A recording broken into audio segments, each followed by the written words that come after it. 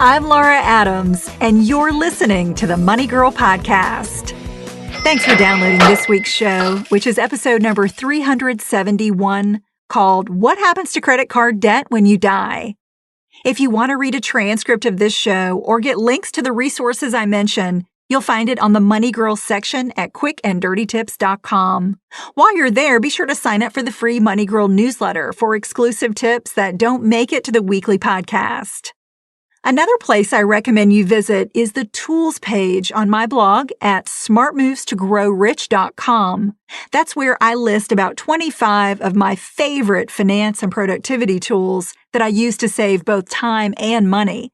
Again, that's smartmovestogrowrich.com. Just click on the button that says tools. Today, I'm going to explain what happens to credit card debt when you die.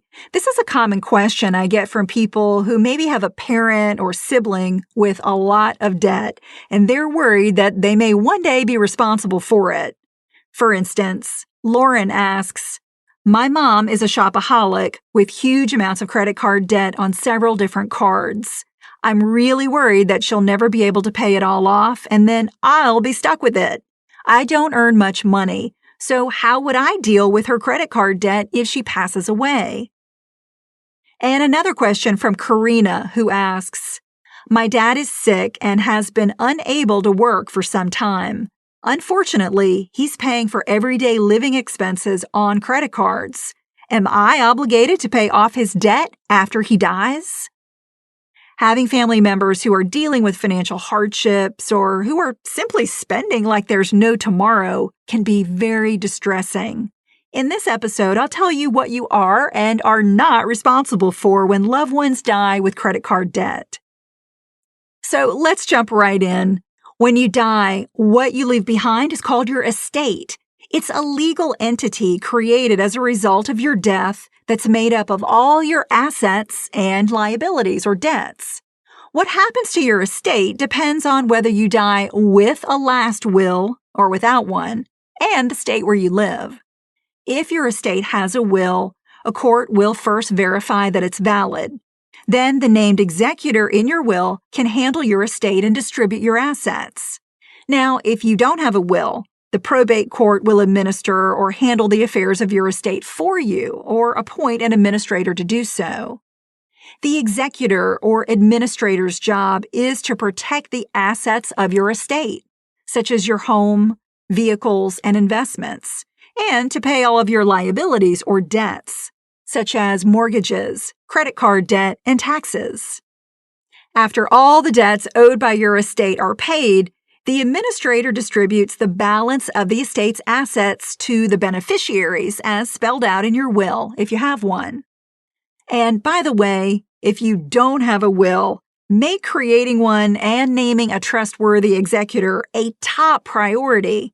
I recommend using a site like Rocket Lawyer or LegalZoom to download and customize legal forms. But what happens if there are more debts than assets in the estate? Now, back to what happens when you die with credit card debt. If there isn't enough money or assets in your estate to sell to pay your debts, then your creditors are generally out of luck. If your estate is broke, then debt that's in your name only does not get passed on to your family. However, debt that you co-signed with someone, such as a credit card, student loan, or mortgage, well, that's a different story.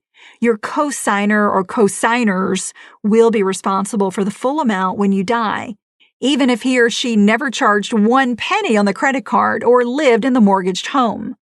That's why agreeing to co-sign for any type of credit account is a serious decision that you should never take lightly.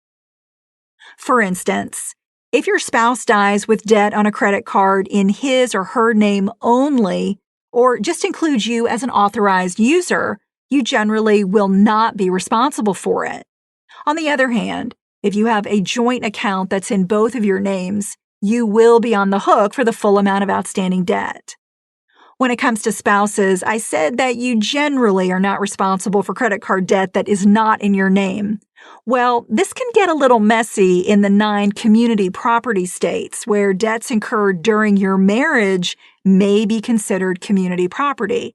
The 9 community property states are Arizona, California, Idaho, Louisiana, Nevada, New Mexico, Texas, Washington, and Wisconsin. So this means that in those states, even if only one spouse took out a loan or credit card in his or her name, both spouses can be held responsible for it if it was accrued during the marriage. Some heirs or family members may believe that they have a moral obligation to pay off a deceased relative's debt no matter what. Well, that's certainly your prerogative, but I want you to understand that someone else's debt is generally not your legal responsibility, unless you made charges on his or her account or are a cosigner. I'm glad you're listening. Cha-ching! That's all for now, courtesy of Money Girl, your guide to a richer life.